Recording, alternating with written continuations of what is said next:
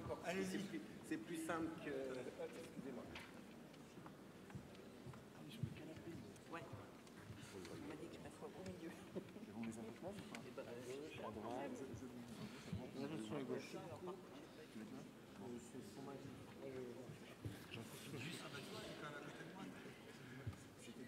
C'était dans l'autre sens. T'avais pas compris. Comme ça. Ah bon? Monsieur, il faut pas que tu penches. Je vais en profiter, comme ça c'est plus simple que... Merci. Monsieur, s'il vous plaît. Ah, madame, alors. Monsieur.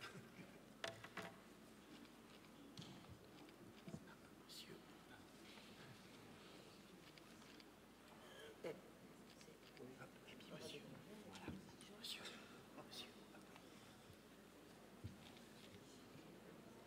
Merci.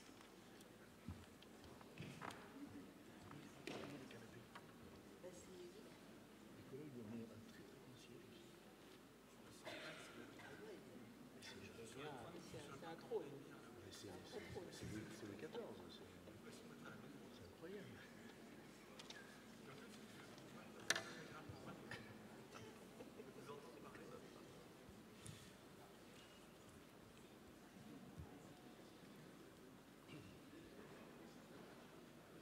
Si je donne moi-même le top départ. Je ne sais pas qui sort. En fait, on voit plus.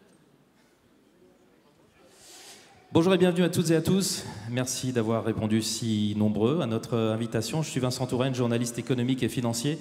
Et je vais avoir le plaisir d'animer cette conférence plénière de Patrimonia 2022 intitulée Immobilier et ISR. Le marché est-il à la hauteur des enjeux? On va être ensemble pendant 1 heure pour débattre autour de cette question de l'ISR, l'investissement socialement responsable élargi au fonds immobilier, aux perspectives que cela ouvre.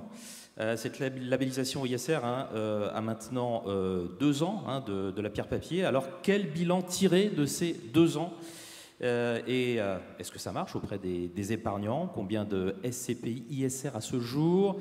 Quels encours? Dans quelle mesure aussi cette labellisation ISR des fonds immobiliers a-t-elle un effet d'entraînement sur l'ensemble du secteur immobilier? Devient-il lui aussi plus vertueux? Faut-il passer par la contrainte pour que tout le secteur s'y mette? Et le moment est-il bien choisi alors que l'inflation est très importante, ne cesse de grimper et que la récession menace? Bref, cet ISR dans l'immobilier est-il le début d'une lame de fond qui va faire que tout le monde dans le secteur, à des degrés divers, va finir par y passer? Alors, le débat proprement dit va durer, avec nos différents invités que je vais vous présenter, bien entendu, mais dont vous avez les photos, va durer 45 minutes et on gardera un bon quart d'heure pour que vous puissiez leur poser à ces intervenants toutes vos questions. Ces intervenants, je vous les présente sans plus tarder. Henri Buzicazo, bonjour. Voilà. Bonjour. Vous êtes président fondateur de l'Institut du Management et des Services Immobiliers. Un petit mot de présentation? L'un des établissements de référence qui forme à tous les métiers de la filière, notamment c'est le métier qui a le plus de succès aujourd'hui, conseil en gestion de patrimoine indépendant. Et j'ai le plaisir de dire que depuis 7 ans, on fait notre 7e rentrée lundi avec les étudiants ici. Nous sommes lyonnais aussi, voilà, et dans une dizaine de villes. Voilà le métier de l'IMSI. Et également avec nous, Michel Papalardo, bonjour. Bonjour. Vous êtes la présidence du comité du label ISR. Un petit mot sur ce comité. Comme son nom l'indique, c'est le comité qui travaille sur le label ISR. Vous êtes combien à travailler là-dessus? On arrête les grandes lignes du référentiel, on s'efforce de le faire évoluer, c'est notre travail actuellement. C'est le comité qui a été réorganisé et nommé en octobre de l'année dernière, que je préside donc depuis octobre de l'année dernière, avec une composition variée, des membres qui sont là intuitus personnés, mais qui représentent tous les acteurs quand même du sujet de l'ISR, pas forcément que immobilier, on est d'accord. D'accord. Loïs Moulas, bonjour. Bonjour. Vous êtes ingénieur entrepreneur, directeur général de l'Observatoire de l'immobilier durable, l'OID. Qu'est-ce que c'est? Alors l'OID, c'est une association reconnue d'intérêt général qui a fêté ses 10 ans il y a seulement 1 semaine. Et qui... Bon anniversaire. Merci. Et qui a pour vocation d'accélérer la transition écologique du secteur immobilier. Donc nous réunissons principalement des professionnels, sociétés de gestion de portefeuille, foncières, promoteurs, autour des thématiques les plus importantes l'énergie, le carbone, mais aussi l'ISR. Et nous avons aussi avec nous Nicolas Bauzou. Bonjour Nicolas, économiste. Bonjour. Directeur fondateur du cabinet Asterès, éditorialiste à l'Express et à Europe 1. Le cabinet Asterès, en quelques mots? Tout ce qu'il y a de plus classique, c'est un cabinet d'études et de conseils qui fait travailler 8 consultants et qui travaille pour une trentaine d'entreprises. D'accord. Voilà pour les présentations. On rentre maintenant dans le vif du sujet. On commence par bien définir ce dont on parle, hein. L'ISR, son poids dans les placements en général, son importance en matière d'immobilier. Nicolas, on commence avec vous tout d'abord. Cet ISR, d'une façon générale, ça existe déjà depuis quelques temps maintenant. Qu'est-ce que ça représente aujourd'hui ? Alors, bon, déjà, ce que je voudrais vous dire, c'est que moi, je vois l'ISR de l'extérieur. Je ne suis pas un technicien, je ne suis pas partie prenante sur le marché de l'ISR et je suis assez fasciné par cet objet qui est un objet économique singulier, un objet financier singulier et même, je pourrais dire, un objet politique singulier. Alors, un objet économique singulier parce que, au fond, il participe de la révolution de la comptabilité extra-financière, qui est un sujet absolument majeur, parce que quand on réfléchit aux questions de décarbonation, il faut réfléchir à la question de l'incitation, c'est-à-dire comment on fait pour inciter les uns et les autres à décarboner leur processus de production. Alors il n'y a pas que la décarbonation dans l'ISR, bien évidemment, il y a des enjeux de gouvernance, de parité, etc. Mais au fond, le type de réflexion est le même, c'est-à-dire comment est-ce qu'on met en place des mécanismes qui soient incitatifs. Et la comptabilité qui subit peut-être aujourd'hui sa plus grande évolution, je ne vais pas faire de grands mots, mais enfin, depuis le 19e siècle, voire peut-être même plus loin, voilà, participe de ça et je trouve que du point de vue économique, c'est tout à fait fascinant et très efficace. Je crois qu'aujourd'hui, dans la stratégie d'amélioration de nos sociétés, passer par le financement et passer par des labels du type ISR, c'est quelque chose qui est efficace et qui est fondamental. Donc un objet économique tout à fait passionnant. Alors un objet financier encore plus fascinant, parce que, enfin, je veux dire, la progression, elle est absolument colossale. Alors, j'ai pas les chiffres en tête à l'euro près, et vous me corrigerez bien évidemment, mais ça doit représenter à peu près pas loin de 1000 milliards d'euros d'encours. Il doit y avoir plus d'1 millier de fonds ISR en France. Ça doit représenter, je crois pas qu'on ait de chiffres récents, mais peut-être 25% des actifs gérés dans l'épargne salariale aujourd'hui. Ouais. L'encours a pas loin de doubler l'année dernière. Bon, on rigole pas du tout, quoi. C'est vraiment... Non, mais... Le label, il a quoi? Il a 10 ans. Ouais, enfin, je veux dire, c'est 2016, c'est ça. C'est quand même fascinant, si vous voulez. Ça fait 20 ans que je fais ce métier, donc c'est une évolution qui. Et là, je parle d'encours, je parle de stock, donc quelque chose qui est relativement inerte, si vous voulez. Donc, bon, c'est très intéressant. Et puis avec cette. Alors, pas cette bizarrerie, parce que je vais me faire trucider si je dis ça, mais. Comment dire, ce qui aurait pu être considéré comme un paradoxe, qui est que la rentabilité des fonds ISR est en fait plutôt meilleure que celle des fonds non ISR. Voilà. On se demandait au début si ça allait être le cas. Donc c'est quand même tout. Alors après, on peut philosopher, on a tous des idées pour savoir d'où ça vient, mais enfin la réalité, elle est celle-là.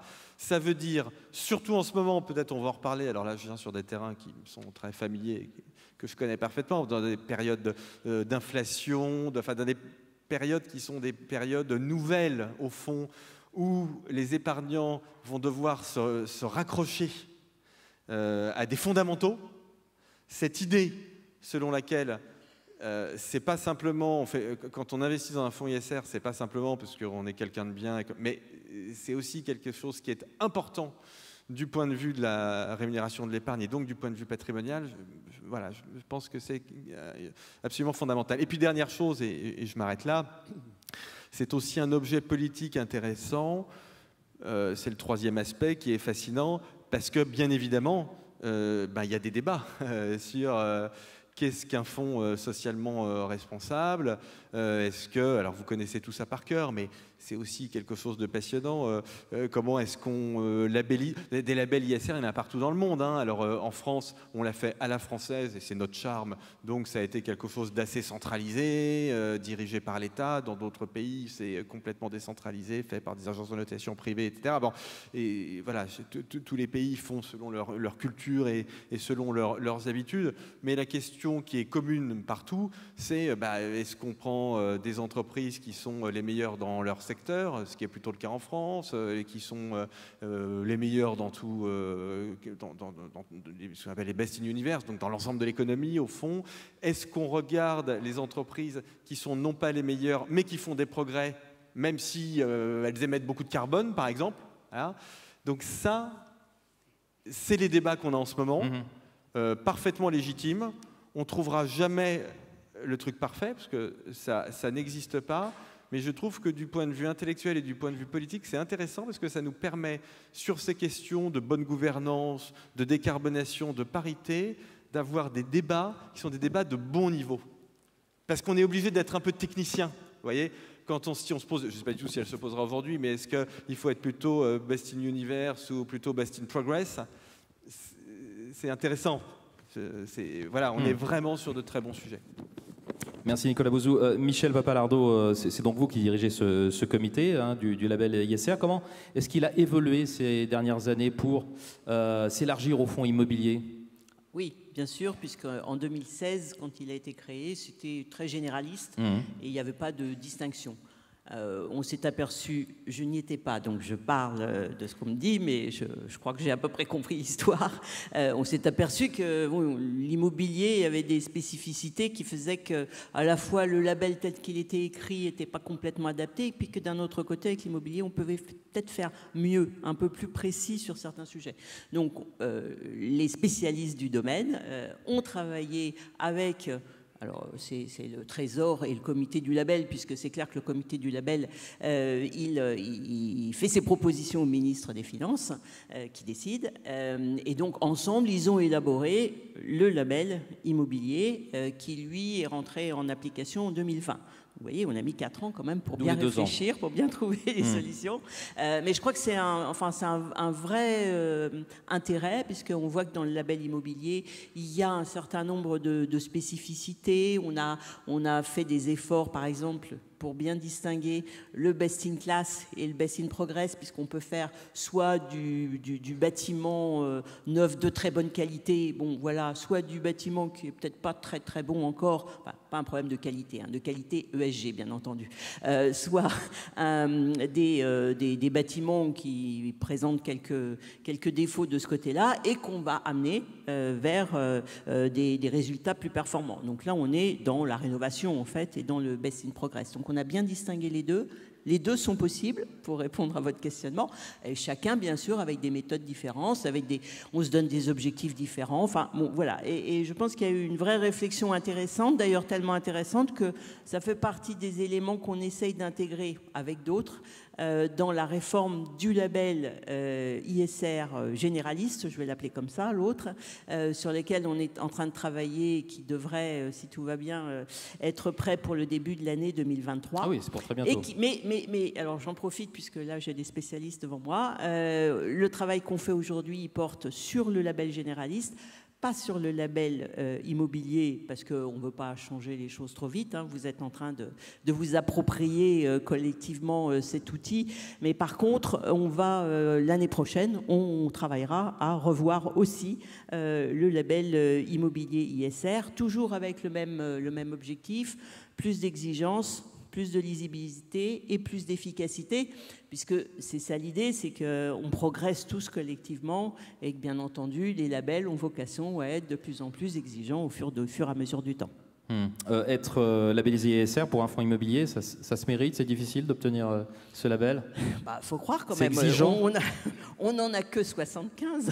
Alors c'est toujours pareil. Il y a beaucoup de candidats moitié et peu vide, la d'élus. moitié. Non, je pense pas, parce que quand les fonds sont candidats, c'est qu'ils savent que c'est compliqué et qu'ils ont fait des efforts et qu'ils se sont préparés pour être labellisés. Mais 75 fonds et 56 milliards d'actifs nets concernés pour la partie immobilière, c'est beaucoup. Ça fait un tiers probablement des actifs nets, mais ça veut dire qu'il y a encore 2 tiers à faire avancer dans cette voie. Donc je pense que c'est des bons résultats. Mais bien sûr encore à améliorer. Et pour le rester, pour le rester labellisé ISR, on a ce label. Faut quand même pour le garder. Ah il faut le garder. Faut donner des gages. L'intérêt des labels, j'insiste beaucoup sur ça, c'est qu'on a un référentiel arrêté à un instant donné, qui bien sûr a vocation à évoluer après dans le temps, mais au moins on a une base, parce que si on n'a pas de base, on ne peut pas certifier, et parce que le deuxième sujet, c'est que c'est certifié par des tiers. C'est ça la vraie valeur du label, en fait. C'est qu'on a une base et qu'on certifie par des tiers. Et bien entendu, on peut perdre son label. Alors, ce n'est pas encore le cas des labels immobiliers, parce qu'en général, ils viennent d'être certifiés, donc ils n'ont pas encore eu le temps de perdre le label. J'espère que personne ne le perdra, mais ça, c'est tout à fait possible. Et la certification se fait pour 3 ans. Mais chaque année, il y a un contrôle de ce qui s'est passé dans l'année, au cas où le label peut avoir changé beaucoup de choses pendant cette année. Très bien. Bon, on va faire déjà le bilan de ces 2 ans de label ISR appliqué à l'immobilier. Loïs Boulas, vous avez des chiffres récents à nous donner. Là, Michel Papalardo nous en a déjà donné une idée, mais qu'est-ce que ça représente là au jour d'aujourd'hui, en tout cas les dernières informations que vous avez, les derniers chiffres que vous avez sur le poids de l'ISR immobilier? Voilà, avec Michel, avant cette conférence, on a fait un petit travail statistique pour voir où on en était à date. Donc les chiffres que vous venez d'entendre, c'est aujourd'hui le 30 septembre 2022. Ça représente environ 36 sociétés de gestion, 56 milliards d'actifs nets, 30 milliards chez les SCPI et une vingtaine de milliards chez les OPCI grand public. Pour se représenter les choses factuellement, c'est 10 millions de mètres carrés de bâtiments. En 10 France, millions de mètres carrés. 10 millions de mètres carrés de bâtiments. En France, on a 900 millions de mètres carrés de bâtiments tertiaires, hors résidentiel. Donc ça donne une idée, en gros, du marché immobilier qui est embarqué dans cette dynamique ISR en France, un petit pourcent. Aujourd'hui. Ça, c'est ce qui ressort de votre baromètre. Hein. Vous publiez un baromètre régulièrement de l'OID. Exactement. On a mis en place un comité de suivi du label ISR immobilier en 2021 avec l'ASPIM très récent. Et Novetic. Oui, parce que le label ISR immobilier, qui est l'objet de cette conférence, est entré en vigueur le 23 octobre 2020. Donc les premiers fonds labellisés l'ont été jusqu'au 31 décembre 2020. Et aujourd'hui, on est à 75. On était encore à 50 au 31/12/2021. Donc on est vraiment dans une phase d'accélération. Et et donc le fait de suivre ce label est extrêmement important pour faire des retours d'expérience et aussi pour venir alimenter les réflexions qui se passent au niveau du comité de suivi l'année prochaine. Parce que vous travaillez ensemble. De plus en plus. Vous parlez. Et avec tout le monde. Voilà. Et de faire des propositions d'amélioration sur ce dispositif pour qu'il remplisse au mieux ses objectifs. Voilà. À ce jour, vous êtes les seuls à publier ce baromètre. C'est une référence, on peut le dire. Je pense que c'est la référence de l'ISR immobilier. Effectivement, oui. Et d'ailleurs, pour préciser le propos de Michel, il y a quand même une spécificité de ce label, même si il a été pris en main par l'État, et c'est un label d'État, il a été défini par les acteurs eux-mêmes au sein de la profession. Donc ils se sont mis autour de la table pendant un certain nombre d'années pour pouvoir avoir une adaptation du label ISR historique qui prenne bien en compte les spécificités du secteur immobilier, avec notamment ces approches best in class, bâtiments construits neufs mais aussi rénovés, et cette approche best in progress qui permet de valoriser l'amélioration dans le temps de la performance des actifs immobiliers. Et là-dessus, justement, ce qu'on regarde notamment dans les comités de suivi de label annuels, c'est l'amélioration de la performance des bâtiments.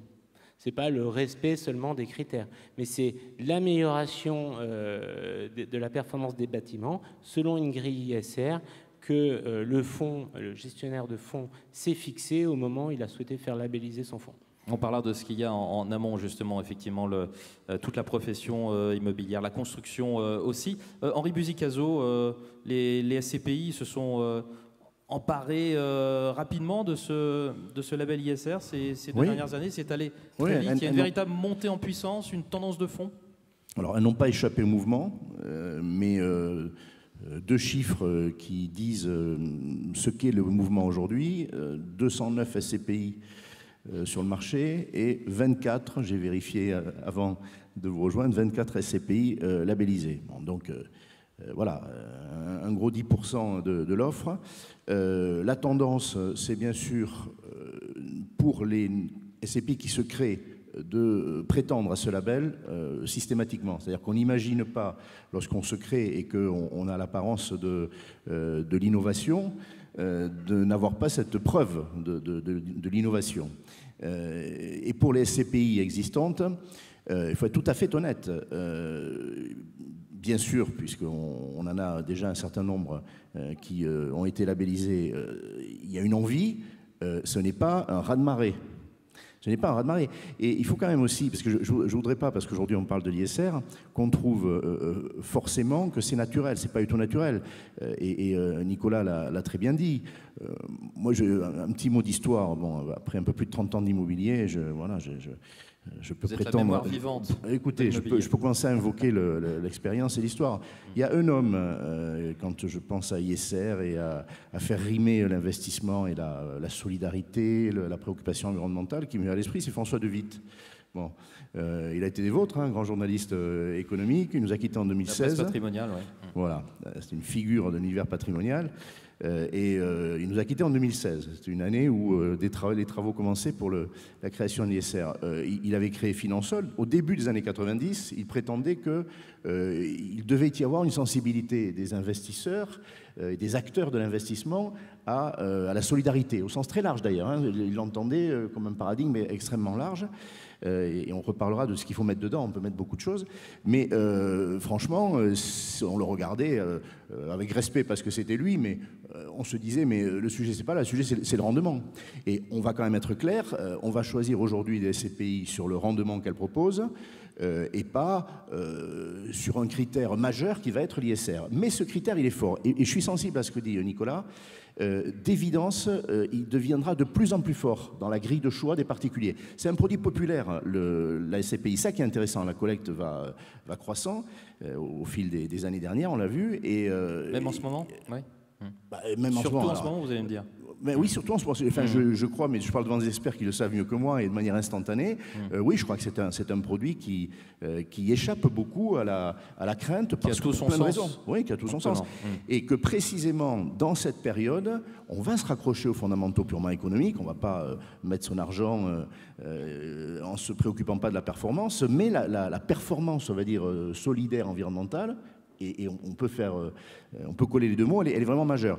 Alors d'autant que ce que font les SCPI qui sont aujourd'hui labellisés, et d'autres sans doute qui y prétendront, c'est pas seulement s'occuper du patrimoine, le rendre plus écologique, plus éco-responsable, le verdir, c'est plus que ça, c'est aussi une attention aux usages, et à ceux qui vont l'utiliser, c'est-à-dire aux locataires par exemple, aux entreprises qui vont être locataires.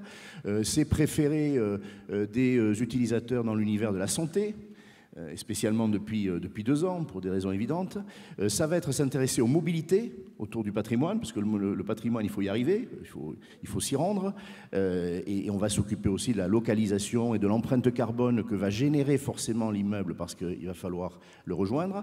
Voilà, donc il y a une créativité aussi autour de la volonté d'avoir ce label ISR, et même au-delà du label, parce que Michel Papalardo l'a rappelé, il ne faut pas se tromper sur ce qu'est un label. Ce sont des critères qui sont fixés, ils sont évolutifs, mais ça ne veut pas dire qu'on ne fera pas mieux, qu'on ne fait pas mieux que le label qu'on a mérité. On ne peut pas faire moins bien, mais on peut faire mieux et être plus innovant sur des catégories même que le label ne prend pas en considération aujourd'hui. Michel Papalardo, vous attendiez à de tels résultats de l'immobilier ISR il y a 2 ans, quand l'élargissement s'est fait au fonds immobilier? Alors, je ne sais pas ce qu'on pensait à l'époque, puisque je n'y étais pas. Mais en tout cas, on est satisfait de la dynamique. En tout cas, ça, j'en suis vraiment convaincue. Après, on est toujours un peu partagé. Est-ce que c'est trop ou est-ce que c'est pas assez? Parce qu'on nous dit parfois ça va trop vite, c'est peut-être pas assez exigeant. D'où le travail qu'on a toujours sur plus d'exigences, parce que c'est facile d'avoir plus de fonds. Il suffit d'être moins exigeant, on est d'accord. Hein. Donc, on n'a pas forcément un objectif, justement, de résultat, que ce soit sur l'immobilier ou sur le mobilier. Ce qu'on souhaite à terme, bon, ça paraît un peu naïf, mais il faut quand même bien l'avoir en tête, c'est qu'on souhaite que tous les acteurs aient ces démarches ESG et soient labellisés ou labellisables, en tout cas. Ça, c'est... voilà. l'objectif final. On sait bien que ça ne va pas se faire d'un seul coup, et donc le fait que progressivement on ait de nouveaux acteurs, on intègre le sujet à la fois chez les économistes bien entendu, mais chez ceux qui conseillent les épargnants, qui conseillent les investisseurs, chez ceux qui achètent que ce soit les bureaux ou les logements, etc. Voilà, il faut que simultanément il y ait pression de tous les acteurs et que le fait de faire de l'ISR et d'être labellisé ISR soit reconnu en fait comme un signe de qualité. Je reviens sur ce que je disais un peu rapidement tout à l'heure, mais en fait c'est ça. Vous faites un effort particulier pour réduire vos risques, parce que la question que posait Nicolas Bouzou, la réflexion qu'il faisait sur le fait que finalement, on s'aperçoit que les fonds qui ont été labellisés étaient plutôt plus performants aussi économiquement que les autres. Bon, c'est peut-être pas vrai tous les ans. On va voir ce qui va se passer cette année. C'est un peu compliqué, mais c'était vraiment quelque chose qu'on disait pour ceux qui étaient sur ces sujets ESG comme moi depuis longtemps. C'est ce qu'on attendait comme résultat, hein. Parce qu'on fait quoi en fait en faisant de l'ESG? On essaye de réfléchir mieux aux risques, à prendre en compte les risques. Et donc, quand on est dans des périodes un peu critiques, comme on a ces temps-ci, pour des raisons diverses et variées, normalement, on a intégré le risque et on est plus performant face aux crises. Et puis, on vend quelque chose de meilleure qualité, puisqu'on s'est préoccupé du confort, on s'est préoccupé de la santé, on s'est préoccupé, bien sûr, là, en particulier en ce moment, de réduire la consommation, d'être plus sobre. Enfin, voilà, que des éléments que moi je considère comme positifs. La mobilité, même sujet. Enfin voilà, entre mettre un bâtiment loin de tout aujourd'hui et un bâtiment qui est bien desservi ou dans lequel on a prévu qu'il y ait des vélos, des prises électriques, etc. Quand vous essayez de leur mettre sur le marché, forcément, enfin normalement, vous devriez attirer plus. Alors peut-être un peu plus cher, mais après c'est un équilibre à faire, bien entendu, entre les uns et les autres. Donc pour répondre à votre question, on est satisfait, mais on sera encore plus satisfait quand il y en aura encore plus sur un label encore plus exigeant. Voilà. D'accord, on a compris que la suite c'était un label plus exigeant. Nicolas Bouzou, peut-être une réaction à ce que vous venez d'entendre? Oui, c'est très intéressant. En fait, là, il y a la question qui est posée, c'est comment est-ce qu'on aligne les étoiles économiques et les étoiles, par exemple, écologiques. Je le répète, il y a vraiment l'ISR est beaucoup plus large que ça, mais comme on en parle beaucoup, voilà. Et là, justement, on arrive à le faire. Et alors, la période de ce point de vue-là est bonne pour ça. C'est terrible à dire, mais on fait face à des coûts d'énergie qui sont élevés, qui sont même très élevés. Alors, on peut penser que ça va peut-être un peu baisser le gaz et l'électricité, mais disons qu'on pense, on peut se tromper, hein, et moi ça m'arrive de me tromper malheureusement, mais on imagine assez bien quand même qu'on est entré dans une ère d'énergie structurellement plus chère que ça n'était le cas ces 20 dernières années. Et donc, mécaniquement, ça fait augmenter la rentabilité de tout ce qui est économie d'énergie, isolation, etc. Donc là, vous voyez bien que vous avez des intérêts qui commencent à être alignés. On parle de la question de l'accessibilité, complètement différent. C'est la même chose. Il est clair qu'un bien immobilier qui est bien isolé, qui est accessible, etc., on imagine qu'il va dégager une rentabilité aussi qui est supérieure. Donc moi, je suis quand même... Et d'ailleurs, je me faisais cette réflexion quand vous disiez tout à l'heure, quand le label ISR a été lancé, alors c'était pas du tout votre cas, mais il y avait des gens qui disaient qu'au fond, c'était peut-être pas adapté à l'immobilier. En fait, je trouve que c'est exactement l'inverse. Si on essaie d'y réfléchir, je trouve que c'est vraiment très adapté, parce que voilà, la question de l'énergie, la question de l'accessibilité, la question de la santé, enfin, je veux dire, les besoins en matière de santé au sens large, ils sont absolument colossaux dans notre pays, avec en plus plein de dimensions différentes. Il y a la révolution de la longévité, parce qu'on est très focalisé sur les urgences, etc., les déserts médicaux, et c'est très important. Mais il y a plein d'autres choses. La question de la longévité, par exemple, l'explosion du nombre de centenaires, voilà, c'est un fait démographique très important qui va avoir des impacts sur l'immobilier et sur le logement. L'augmentation de ce qu'on appelle l'ambulatoire, l'hospitalisation à domicile, absolument fondamentale. Vous voyez ? Donc ça, ce sont des sujets, pour vous, qui sont, à mon avis, des sujets très porteurs. Michel Papalardo, en quelques mots. Oui, juste pour répondre à Nicolas Bouzou, parce que je n'ai peut-être pas été assez clair. La différence se fait entre le label immobilier le label ISR mobilier et le label immobilier. Le label mobilier, c'est pas que sur le principe, l'immobilier n'est pas destiné à faire de l'ISR. Au contraire, c'est juste que la manière dont a été préparé le référentiel initial de 2016 n'était pas assez précis justement pour bien rendre compte de tout ce que vous venez de dire d'ailleurs, de tout ce qu'on peut faire avec de l'immobilier en matière d'ISR. Et donc le travail qui a été fait, c'est de bien focaliser sur ce que vraiment on peut dire, on peut faire grâce à un label ISR plus adapté, plus pointu et plus précis. D'ailleurs, c'est une réflexion qu'on se fait sur d'autres types d'actifs sur lesquels il faudra aussi qu'on fasse évoluer probablement le référentiel de base. Loïs Moulas, avant de passer à la suite. Ouais. Et voilà. Moi, je voulais juste rebondir sur ce qui a été dit. Effectivement, la bonne nouvelle dans la mauvaise nouvelle de l'augmentation du coût d'énergie, c'est l'attractivité grandissante de toute action en faveur de l'environnement. Et ça, je pense que c'est une bonne chose. Et à la question de la dynamique de labellisation ISR des fonds, aujourd'hui, il n'y a aucun acteur, je pense, qui imagine créer un fonds immobilier sans se poser la question. Et de toute façon, vous avez une régulation qui est très connexe et liée à l'ISR français qui s'appelle la SFDR, qui nous vient d'Union européenne. Qui veulent dire Sustainable Finance Disclosure Regulation. D'accord. Voilà. On va en entendre de plus en plus parler de ça. On en entend parler déjà tous les jours.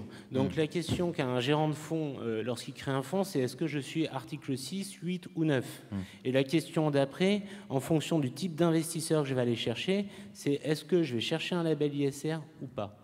Donc il y a une question d'alignement des intérêts dont a parlé Nicolas. Il y a un alignement d'intérêts entre les convictions poussées par les attentes de la société civile, le côté économique poussé par l'augmentation du prix d'énergie et enfin toutes ces régulations. Et pour moi, au-delà de l'alignement, c'est aussi une question d'agenda. Est-ce qu'on va trop vite? J'en sais rien. En tout cas, ce qui est sûr, c'est que l'agenda écologique de la planète Terre, lui, il ne nous attendra pas. Donc, clairement. C'est la réflexion qu'il faut avoir. La question qu'on se pose, donc, est-ce que le marché est à la hauteur des enjeux actuels? Pour voir si le marché est à la hauteur, faut aller un petit peu en amont s'interroger sur l'offre immobilière. Est-elle elle-même à la hauteur? Le secteur immobilier fait-il lui-même l'effort d'être plus vertueux? Justement, Loïs, sur ce plan-là, les enjeux environnementaux, ils se situent sur tout le long du cycle de vie du bâtiment. Donc il faut juger sur l'ensemble de ce cycle. C'est un point important, parce qu'on n'est pas revenu précisément sur le sujet, mais un coup vous entendez l'acronyme ISR, un coup ESG, donc ça perd un peu tout le monde. Bon, un fonds labellisé ISR, il repose pour l'essentiel d'objectifs fixés sur des critères ESG. Environnement, sociaux, sociétaux et gouvernance. Et du coup, la spécificité de ce label, c'est que bien qu'il y ait des indicateurs obligatoires comme sur l'énergie et le carbone, les gestionnaires de fonds immobiliers puissent axer une stratégie sur la santé, sur un certain nombre de typologies d'actifs. Donc c'est ça qui rend la chose intéressante, tout en systématiquement embarquant ce qu'on a considéré comme essentiel, l'énergie et le carbone. Moi, lors de la première mouture, c'est ce que je disais à Michel, j'aimerais qu'on embarque de façon systématique la biodiversité. Quoi qu'il en soit, en fait, sur ces thématiques-là, la logique du label permet que, sur la grille qu'on se soit fixée, on aille chercher une amélioration continue au fil des années sur le cycle de vie des bâtiments et notamment sur l'exploitation. C'est un point important, c'est-à-dire que dans l'imaginaire collectif, lorsqu'on parle de bâtiments, on pense toujours à la construction neuve. Alors qu'en fait, l'essentiel de l'effort à faire, on en parle en ce moment, c'est sur la sobriété énergétique. La sobriété énergétique, ce n'est pas les bâtiments neufs, c'est les bâtiments qu'on utilise en exploitation. Et d'ailleurs, la principale part des fonds qui sont labellisés ISR, ce sont des fonds best in progress avec des parcs immobiliers en exploitation. Henri Buzicazo. Oui, il y a un risque qu'on court en matière d'immobilier quand on parle de finance immobilière ou d'épargne immobilière, c'est de se déconnecter de ceux qui utilisent l'immeuble. On peut dire, je disais moi-même tout à l'heure, est-ce que l'épargnant, lui qui va choisir un fonds, une SCPI, tire vers le haut en regardant le label ISR? Oui, mais pas complètement. Mais les utilisateurs des immeubles aujourd'hui, il n'y a aucun doute. Ce que dit Loïse ne fait aucun doute, qu'il s'agisse d'utilisateurs d'entreprise. Vous parlez avec n'importe quel chef d'entreprise qui va utiliser le patrimoine d'une SCPI, par exemple, mais sa préoccupation aujourd'hui, c'est de faire revenir au travail physiquement des femmes et des hommes qui s'en sont éloignés pour des raisons qu'on connaît, mais qui n'y reviendront pas dans les mêmes conditions qu'avant. C'est-à-dire qu'ils veulent y être bien, y être heureux, la notion de confort que Michel Papalardo évoquait. On va vivre différemment sa relation avec les bureaux et jusqu'à l'extrême exigence. Même chose pour les ménages qui vont occuper des logements, il y a des SCPI d'habitation. Ils entendent que si c'est du patrimoine existant transformé ou si c'est du patrimoine neuf, il y ait cette approche qui, de toute façon, est une exigence pour ceux qui conçoivent les bâtiments et ceux qui vont les choisir, ça, c'est nouveau les acheter. comme exigence. Ah oui, c'est clair. Enfin, à ce degré-là, c'est pas pour les ménages, mais en tout cas pour les salariés des entreprises. Pour les salariés des entreprises, ça fait partie du bien-être au travail. Encore une fois, moi, j'écoute ce que disent des entrepreneurs qui veulent acheter de nouveaux locaux, qui veulent en changer, éventuellement en réduire leur superficie parce que rien n'est plus comme avant. Mais il y a une intelligence qu'ils doivent mettre dans leur acte de choix, de location, d'investissement, qui ne leur était pas nécessaire il y a encore 2, 3 ou 5 ans. Ça, c'est absolument flagrant. Mais c'est vrai aussi pour en B2C, si je puis dire, pour les ménages qui vont vivre dans le patrimoine d'un investisseur. Nicolas Bouzou, une réaction à ces nouvelles exigences? Ah oui, ça vous l'observez? Oui, complètement. Au fond, si je voulais schématiser un peu le marché de l'immobilier en France, je dirais des logements, il n'y en a pas assez, en tout cas pas assez là où on en a besoin, parce qu'en fait, si je regarde le nombre de logements rapporté au nombre d'habitants en France, il y en a, mais les créations d'emplois, on peut le déplorer, mais les créations d'emplois, elles se font dans les métropoles et sur les pourtours des métropoles et dans les zones touristiques, elles se font là. Et donc, c'est là qu'on est en manque de logements. Donc, je dirais qu'on a plutôt une pénurie de logements. Alors, des bureaux, je dirais que c'est plutôt l'inverse. Je dirais qu'on en a plutôt trop, surtout depuis les évolutions auxquelles Henri Buzicheseau faisait allusion, enfin notamment ce que tu évoquais, c'était un peu en filigrane sur le Covid, le télétravail, etc. Et ce qui est nouveau, c'est que la crise de l'énergie, en fait, accentue ce phénomène. C'est-à-dire que l'augmentation structurelle des prix de l'énergie amène un certain nombre d'entreprises à renforcer l'effet télétravail en se disant, par exemple, une tendance qu'on commence à voir, alors qui devrait... Là, c'est un peu anecdotique ce que je vous dis, c'est-à-dire que je n'ai pas de chiffres globaux, ce sont plus des remontées qu'on a et qui nécessiteraient des études vraiment pour pouvoir mesurer le phénomène. Mais quelque chose que l'on voit, c'est quand même pas mal d'entreprises qui disent, tiens, le télétravail, en fait, donc dans notre convention, dans ce qu'on a signé avec les partenaires sociaux, on est à 2 jours par semaine. Sur les 2 jours par semaine, il y a une très grosse concentration le vendredi, c'est normal. Donc du coup, on va rendre le télétravail obligatoire le vendredi, ce qui va permettre de couper complètement l'électricité, le chauffage le vendredi. Donc c'est quand même des changements qui sont des changements très importants, tout ça. Et d'ailleurs, au passage, pour les SCPI, c'est un sujet, parce que quand vous avez une SCPI avec votre stock d'immobilier dedans, peut-être que la rentabilité des actifs immobiliers demain, elle n'émanera pas des mêmes sources de valeur qu'hier. Et donc, ça veut dire que vous risquez ces prochaines années, même ces prochains mois, ou c'est peut-être déjà le cas d'ailleurs, d'avoir des mouvements d'actifs à l'intérieur des SCPI, parce qu'il y a des gens qui vont bien voir que tel actif de... Alors, pardonnez-moi, je suis parisien, donc je fais quelque chose d'absolument détestable pour un Parisien. Je vais parler de Paris, mais à la Défense, par exemple, si vous avez des bureaux à la Défense, les loyers n'ont pas encore été réévalués, donc ce n'est pas encore valorisé dans les prix des actifs. Mais enfin, on ne va pas se mentir, quand ce sera réévalué, il y a peu de chances qu'on se rende compte que ça ait fait plus 15%. C'est ce que je veux dire. On est proche de la suroffre, là, ou pas encore je ne dis pas en règle générale, juste, je laisse Henri. En matière tertiaire. Je ne dis pas en général, mais je dis dans certains endroits, oui, je crois. Mais en matière tertiaire, écoutez, j'ai échangé tout à l'heure avec un grand spécialiste lyonnais. C'est le président de Fnaim Entreprises pour Rhône-Alpes, voilà, je peux le citer, c'est un grand pro, qui me disait ce qu'on entend dans toutes les grandes villes. Je rappelle que Lyon est le deuxième grand marché tertiaire, hein, il se rapproche d'ailleurs du marché lyonnais en quantité. Ce qui se passe, c'est qu'on a une qualification de l'offre aujourd'hui, et l'offre qualifiée, on pourrait dire ISR, mais soyons plus évasifs, part bien. Elle se place bien, elle se vend bien. Il y a des performances qu'on pourrait estimer tout à fait anormales dans les circonstances économiques actuelles. Donc il y a une prime donnée à ces immeubles qui ont ces caractéristiques-là. Alors ça veut dire aussi que les autres sont disqualifiés.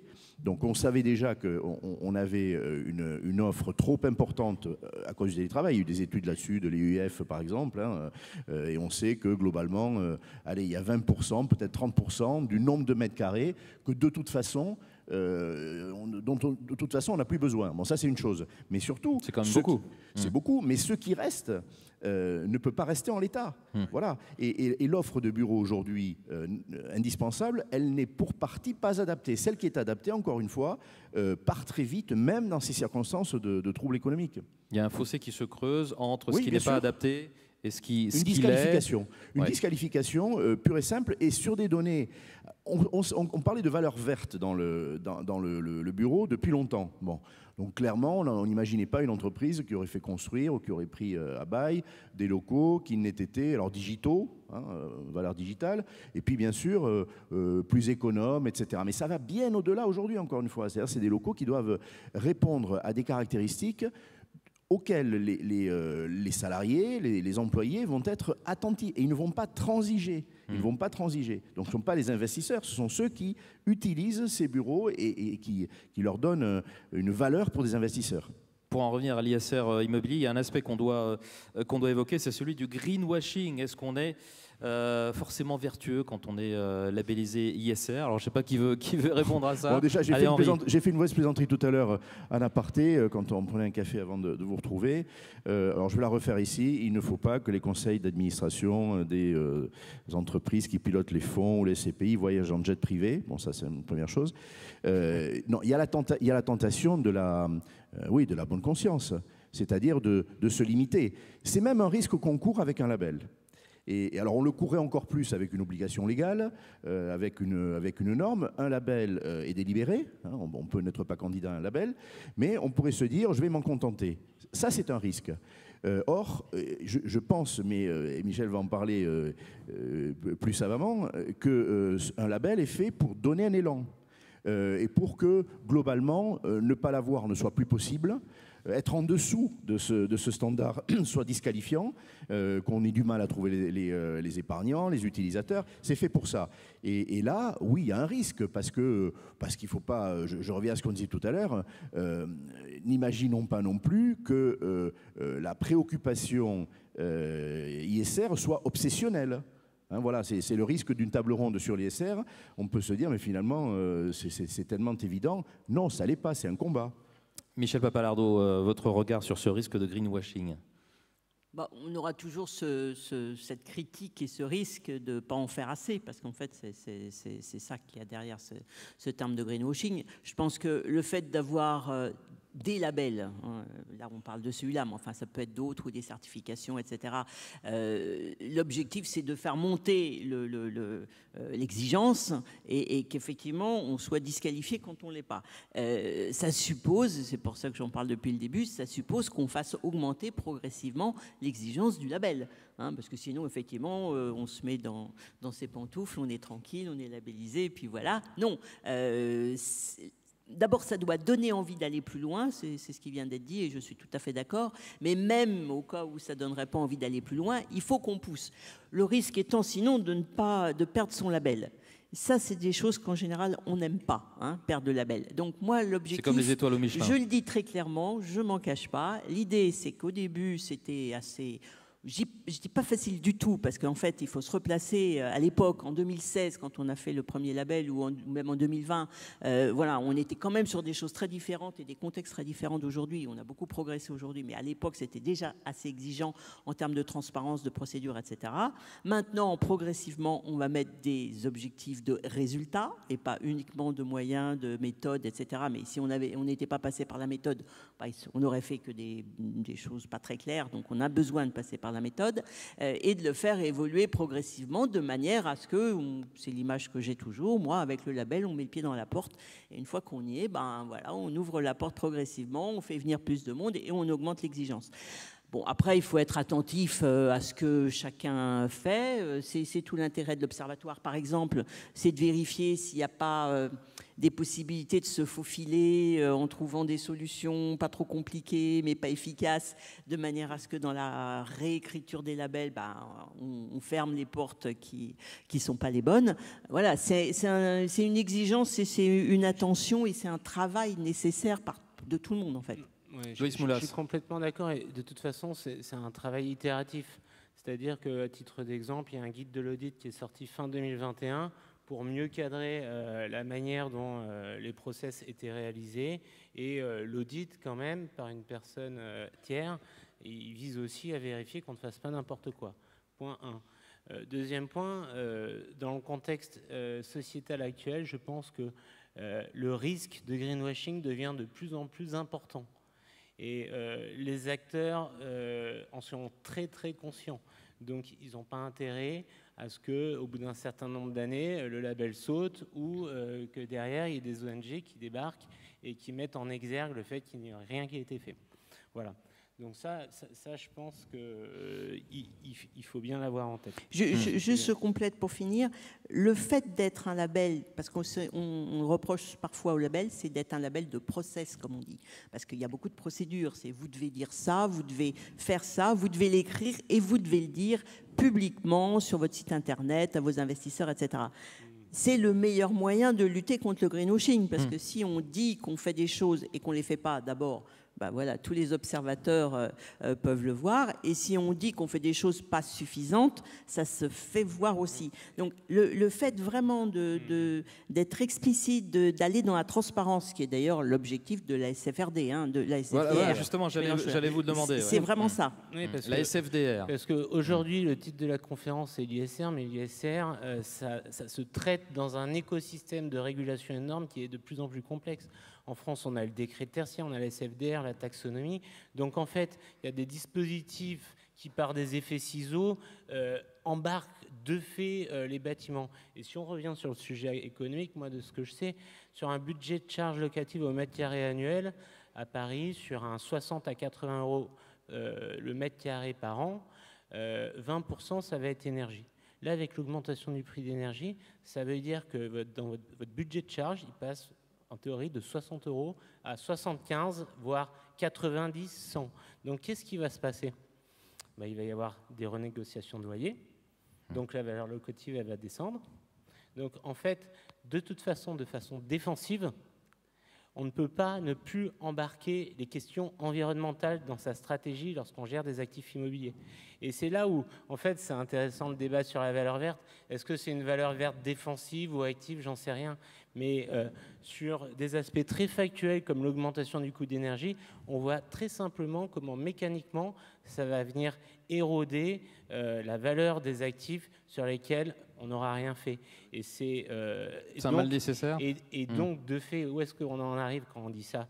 On dit qu'à partir du moment où on met en place des process, qu'on recrute des gens pour avoir des fonds labellisés ISR, normalement, on a des actifs qui sont plus défensifs par rapport à l'augmentation du prix d'énergie et donc une valeur d'actifs supérieure, une valeur de fonds supérieure. On va bientôt prendre toutes vos questions, Nicolas Bouzou, avant de prendre les questions. Oui, je voulais revenir faire 3 remarques sur cette question de greenwashing, parce que je trouve que c'est une critique qui est, à mon avis, un peu excessive. Première remarque, je crois l'avoir dit tout à l'heure, l'ISR, les fonds ISR, ça représente maximum 20% de la gestion pour compte de tiers. Donc ça a énormément progressé, je l'ai dit. Enfin, il reste 80%. Donc, ça ne peut pas être si lâche que ça. Ça ne peut pas être si simple que ça. Sinon, on ne serait pas à 20%. On serait à 60 ou 70%. Donc, ça, c'est la première remarque. La deuxième remarque, c'est que c'est très discuté, en fait. Je parlais tout à l'heure d'objets politiques. Justement, c'est très surveillé. Et ça, c'est quand même un garde-fou contre le Greenwashing washing, parce qu'en France, on a tout un tas d'organisations qui regardent ça de très près. La presse est très sensible à ça. On voit beaucoup passer de papier là-dessus. Et donc, si vous voulez, cette surveillance de la société, elle empêche de faire n'importe quoi. Puis la troisième chose, et là, c'est ce qu'on vit en ce moment, c'est que les labels évoluent au fur et à mesure du temps. Et c'est normal qu'ils évoluent, puisque les exigences de la société elles-mêmes évoluent. Et en l'occurrence, sur ces sujets-là, sur les sujets dont on parle, qu'il s'agisse de gouvernance, qu'il s'agisse d'inclusion, qu'il s'agisse d'écologie, les exigences de la société se durcissent assez rapidement. Et donc, on voit bien le chemin qui sera pris par ce type de label, qui sera en effet progressivement celui d'un durcissement. Vous voyez, donc je pense qu'il ne faut pas faire ce type de procès, parce que je pense quand même que le bilan est très positif. Loïs Moulas, pendant que, alors pour les questions, en principe, il y a des micros qui vont circuler. Peut-être qu'on peut rallumer la salle. Je ne sais pas, ils sont peut-être sur les côtés, les micros. On va peut-être, enfin, en tout cas, commencez à lever la main et rapidement, Loïs Moulas, en attendant la première de vos questions. Toujours sur ce sujet du greenwashing et des critères. Les premiers fonds labellisés ISR, ils avaient en moyenne 55 critères ESG pour qualifier le niveau de performance. L'année dernière, on était à 40 et on a certains fonds qui sont à 7. En face de ça, vous avez une taxonomie européenne qui est en train de définir pour tous les secteurs économiques. On n'est pas d'accord avec Michel, pas complètement, mais moi je trouve ça très positif. On a un tsunami qui s'appelle la taxonomie européenne qui est en train de définir qu'est-ce qui est vert et ce qui n'est pas de façon régulatoire. Donc à partir de là, on ne peut plus mentir. C'est-à-dire qu'il y a quand même une norme qui a le mérite d'exister et qui dit ce vers quoi on doit tendre. Bientôt, on ne pourra plus mentir. Alors, je ne sais pas où sont les questions. Levez la main, les micros vont venir jusqu'à vous. Je ne peux pas croire qu'il n'y ait pas de questions, hein. Voilà, il nous reste à peu près 10 minutes pour répondre à vos questions, donc n'hésitez pas. Alors pendant que les questions arrivent, parce qu'il va forcément y en avoir, Henri Buzicazo, qu'est-ce que vous entendez le plus là sur ce Patrimonia depuis que vous êtes là concernant l'immobilier ISR? C'est quelque chose qui revient beaucoup dans les conversations? Ça revient beaucoup dans les conversations, et justement, la bonne question, c'est on parle d'un phénomène qui est culturel, au sens le plus fort du terme. Il est aussi... c'est ce qui fait que la France est en avance en la matière aussi, peut-être? Oui, je le crois. En tout cas, je ne pense pas qu'on soit... L'immobilier, c'est le préféré des Français, mais tout ça. Il faut se méfier aussi d'être trop exigeant. Vous voyez, ça, c'est un propos de président d'école. Il ne faut pas écœurer, il ne faut pas exaspérer. C'est un mouvement qui doit aboutir dans les années qui viennent. Alors, combien d'années? Écoutez, vous prenez la loi climat-résilience, elle a fixé un cap d'une dizaine d'années, par exemple, pour réformer tout le parc locatif existant. Bon, voilà des repères. Mais évidemment, on pourrait dire, et certains le disent, mais il faudrait que ça se fasse en 5 ans. 1, c'est impossible, et 2, on va écœurer les acteurs. Donc je pense qu'il y a une progressivité, il faut savoir se satisfaire aussi, il ne faut pas être intégriste. Voilà, il ne faut pas dire tout d'un coup, dans une conversation de salon, mais c'est vrai, pourquoi ils ne le font pas? Ils ont largement les moyens, ils sont malveillants. Ce n'est pas vrai. Oui, Michel Papalardo, et Loïs ensuite, et Nicolas ensuite. Je ne remarque pas en réaction de ce qui vient d'être dit, mais pour insister quand même sur le fait que, même si on dit toujours, c'est pas du climat, c'est de l'ESG, c'est de l'ESG. Ce n'est pas que du climat, ce n'est pas que de l'environnement. Alors déjà, ce n'est pas que du climat, ça veut dire qu'il y a d'autres choses dans l'environnement qui sont importantes, la biodiversité, l'eau, les déchets, voilà. Et en matière d'immobilier, il y a plein de possibilités d'agir, notamment sur le sujet biodiversité, artificialisation, etc. Ce sont des sujets extrêmement importants et qui vont certainement prendre encore un peu plus d'importance dans les labels. Et puis, il y a le S et il y a le G. Dans le G, il y a un sujet, moi, qui m'importe beaucoup et qui est beaucoup repris, puisque plus de 50% des fonds le reprennent, c'est la résilience. c'est-à-dire l'adaptation au changement climatique. Alors, vous me direz, c'est encore du climat, sauf que là, ça n'a rien à voir avec le fait de faire de l'environnement. C'est l'inverse, c'est de se préoccuper des conséquences de l'environnement sur son bien et comment on résiste. Voilà, il y a plein d'autres sujets. On est toujours un peu monomaniaque et je trouve qu'on est beaucoup trop... pas parce qu'il ne faut pas faire des choses pour le climat, on est d'accord, mais il n'y a pas que ça, il faut aussi tenir compte des autres sujets. Et dans le label ISR, on a bien l'ensemble des 3 thèmes. Les critères immobiliers sont censés représenter entre 50-60% et en fait 43% aujourd'hui de l'ensemble des critères. Les critères sociaux, 1/3, et les critères de gouvernance, 1/4. Il ne faut pas les oublier, ils sont tout aussi importants, sinon on fera des bêtises. Hein. Si on fait des bâtiments super efficaces sur une zone humide et qu'on assèche, c'est pas bien. Voilà. Loïs Moulas. Non, mais je suis complètement d'accord avec ce que vient de dire Michel.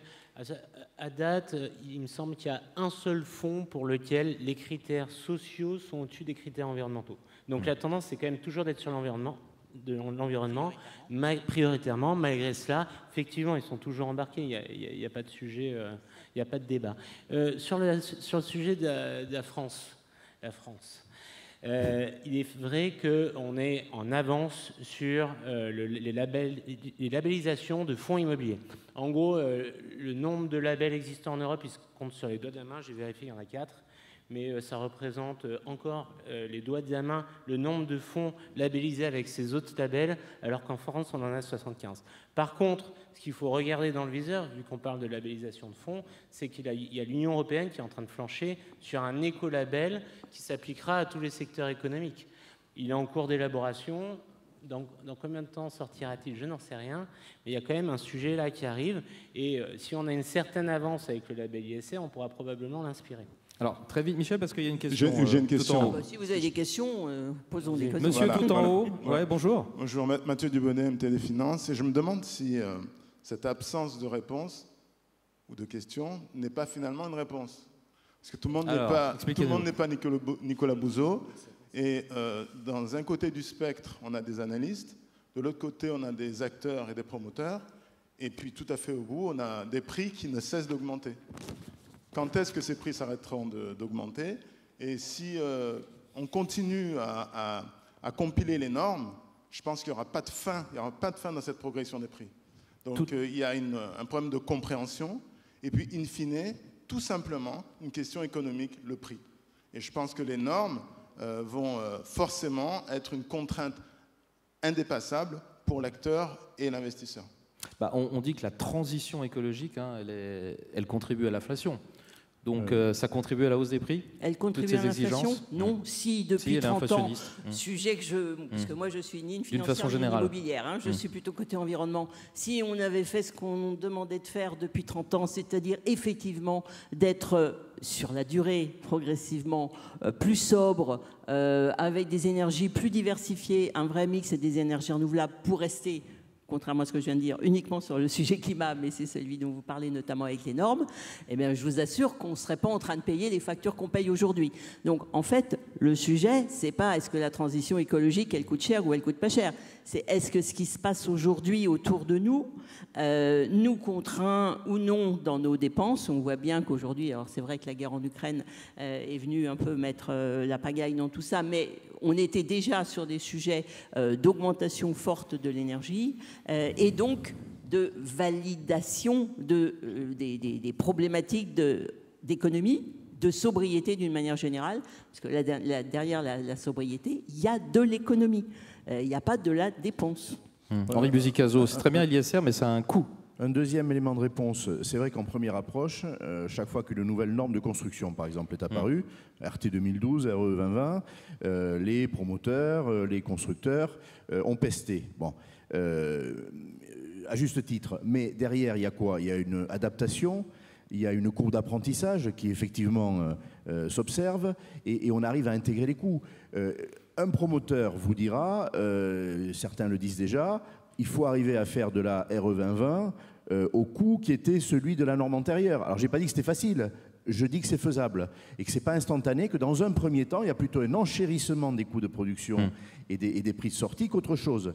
Mais on sait se soigner là-dessus, clairement. Mais là, on arrive à un moment, effectivement, où, avec les pénuries, les coûts augmentent naturellement. Un tout petit mot, Nicolas Bouzou. C'est comme une question qui est très légitime et qui se pose souvent. Et nous, on a regardé ça chez Asterès de près. On a fait un peu d'économétrie là-dessus. C'est quand même le coût du foncier qui explique la plus grosse part de l'augmentation des coûts de construction. Donc, je ne dis pas du tout... Je te répète, la question de monsieur est vraiment... Il faut qu'on se pose cette question. C'est absolument nécessaire. Mais c'est relativement secondaire dans la contribution à l'augmentation du prix des constructions. Oui, puis, Henri, puis un mot quand même sur les normes, pour donner raison à monsieur. Il y a les normes utiles et il y a les autres. Si on faisait le travail de nettoyage des quelques 8000 normes, vous ne le savez peut-être pas tous ici, 8000 normes pèsent sur un promoteur qui bâtit un immeuble. Il y a 15 ans, c'était 6000. Et je me rappelle, le ministre de l'époque, Benoît Paru, disait il faut qu'on simplifie. On est passé de 6 000 à 8 000, on n'a pas fait le job. Très clairement, des normes sont inutiles, elles enchérissent inutilement. Et il y a des normes précieuses, qu'on parle d'adaptation aux personnes à mobilité réduite, ça n'est une, elle coûte fort cher, mais elle est nécessaire, elle a été assouplie et elle est plus intelligente, que ce soit les normes qui vont répondre au label, qui vont permettre de prétendre au label ESG, celles-là, il faut les avoir, mais il faut nettoyer les autres. Et 100 fois d'accord, effectivement, il y a un sujet à traiter, il est urgentissime. Comme on ne l'a jamais traité, ça devient de plus en plus urgent, c'est la question de l'inflation foncière. C'est aujourd'hui 60% du coût de production d'un bâtiment, d'un logement. Voilà, on a un petit souci avec ça, quoi. Loïs Moula, si on prend la question de monsieur. Un instant, monsieur. Loïs, très rapidement. Il est l'heure, donc je vais être bref. Si vous êtes ici dans la salle, c'est que l'ISR et tout ce qui relève de l'extra-financier chez les fonds immobiliers vous intéresse. Alors sachez que dans une semaine, avec l'ASPIM, on publie les premiers retours d'expérience sur l'application. Dans une semaine. Dans une semaine, au 6 octobre, sur la SFDR, dans le monde, dans l'univers des fonds immobiliers. Donc je pense qu'il y a beaucoup de gens qui se posaient la question de savoir comment leur père l'applique, comment il l'appréhende. Donc on aura les premiers retours d'expérience. Voilà. Sur votre site et en conférence à Paris, côté de Gare Saint-Lazare. Si ça vous Monsieur, bonjour. Bonjour. Étienne Charmet de Cedrus & Partners.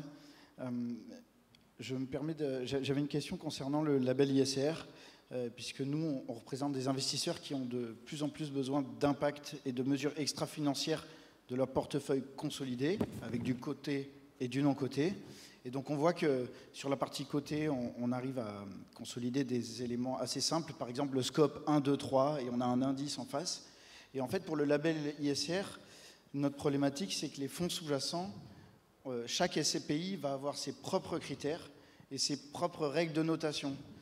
Et donc nous, on a du mal à pouvoir les consolider et pouvoir ensuite expliquer clairement à l'investisseur, avoir des mesures très claires face à un indice. Et ça, c'est vrai qu'aujourd'hui, on a du mal, et toutes les SCI ne se comparent pas du tout à une norme. Michel Papalardo. Oui, vous avez tout à fait raison. C'est intéressant de voir aussi l'histoire. C'est-à-dire qu'au début, quand le label immobilier a été mis sur la table, sa richesse, sa spécificité, c'était que justement, on n'avait pas trop précisé les critères, les indicateurs, etc. C'était présenté comme quelque chose de positif. Très vite, on s'est aperçu qu'en fait, ce serait bien de pouvoir comparer, ce que vous dites, pouvoir comparer les fonds les uns aux autres, et donc pour ça, avoir des bases de comparaison qui existent et qui soient utilisables. Après, je vous rappelle que vous venez tous de nous dire, enfin, ça a été présenté comme quelque chose de partagé, pas trop de normes.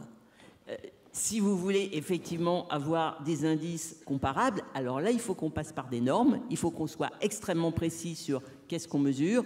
Le scope 1, le scope 2, on sait à peu près. Le scope 3, on peut faire de la norme sur le sujet. Sur qu'est-ce qu'on mesure exactement et comment, tout ça, ça peut se normaliser. je pense personnellement que progressivement, c'est ce qui va se passer. Et je pense que ça va se passer d'autant plus que, justement, ça vient de la base, comme vous venez de poser la question.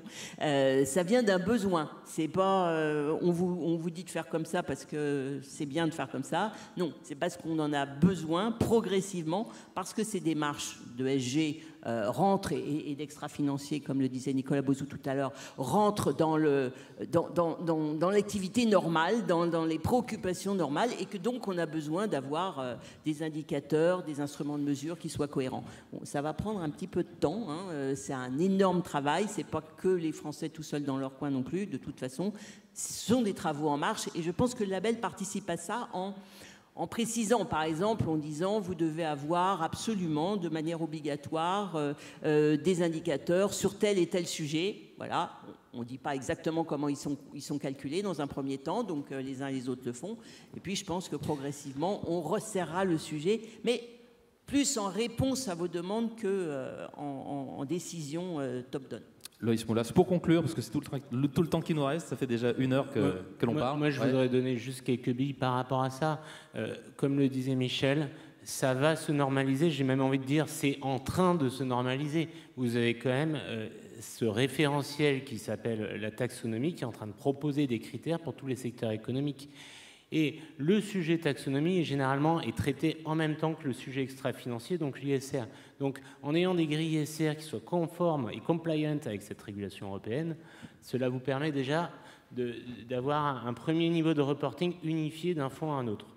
Et effectivement, vous l'avez bien souligné, c'est ce que souvent on nous remonte du terrain, c'est qu'aujourd'hui, il y a un problème de comparabilité entre les différents fonds, raison pour laquelle, Michel vient de le dire, on va bosser dessus en 2023. Eh bien, ce sera le mot de la fin. Merci à tous les 4 d'avoir participé à cette table ronde consacrée à l'immobilier et à l'ISR. Merci pour vos applaudissements. Merci à Michel Papalardo, Loïs Moulas, Nicolas Bauzou, Henri Buzicazo. Et merci à toutes et à tous de nous avoir suivis. Très bon patrimonia. Au revoir.